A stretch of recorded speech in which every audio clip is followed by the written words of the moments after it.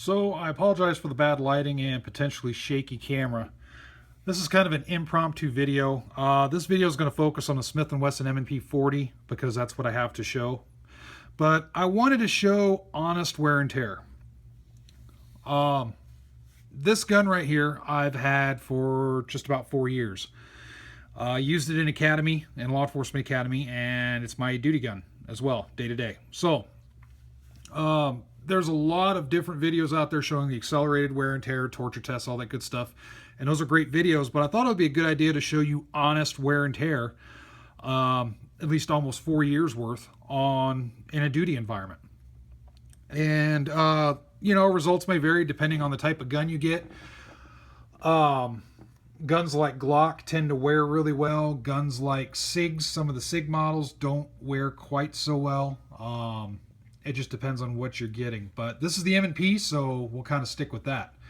So again, this is just a basic M&P 40. The only thing that I changed that was department authorized was getting the stippled rear back strap here.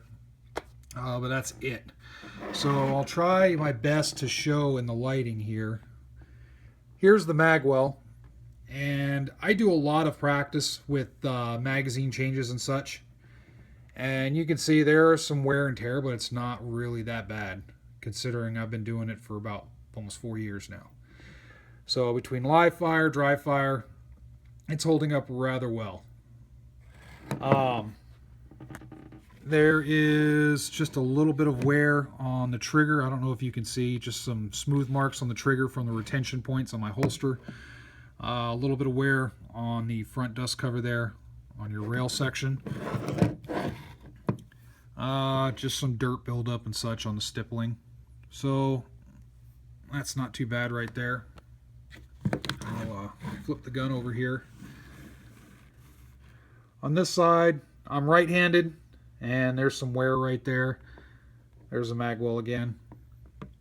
So it's really not too bad.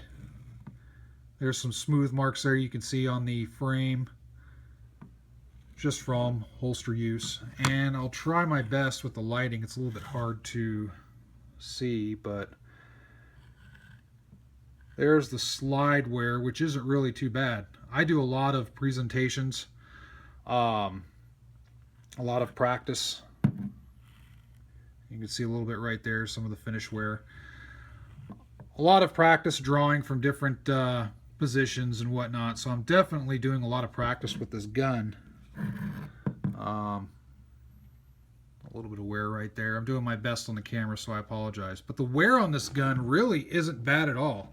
And this thing, I know sometimes, depending on the officer, sometimes their duty gun just doesn't get shot much. But in this case, I do shoot this thing. I do practice a lot with it. So it's one of those things that I do use the gun. It doesn't just ride in a holster and only come out when I need to use it, or for quals or anything like that. So let me show you the magazines here real quick. I have other magazines that I have, but these are just the 3 basic that I keep on my belt here. So these are standard magazines, 180 grain Ranger, bonded hollow points, in case you guys are wondering. There's the finish wear marks from mag changes, after mag change, after mag change. Hopefully you can see that. Some finish marks from being dropped on concrete and all that good stuff. So yeah, just honest wear and tear. I'll try and show you the base plates here. The base plates actually held up pretty well. For polymer base plates, there's always a worry that these things will break, but they've held up pretty good. I would like to get some metal ones, but these are holding up pretty good for now, so I'm not too awful worried about it. But again, this is after years of use, guys and gals. This isn't something that I've only had for a few months. This is honest use. So I hope this gives you an idea on just honest use, wear and tear on a gun. Sometimes it could be pretty bad, I guess, depending on what your definition of honest use is. But again, just doing regular law enforcement work, being on the roads, traffic stops, all that good stuff, standard routine stuff, qualifications, all that good stuff, practicing, live fire, dry fire. There you go.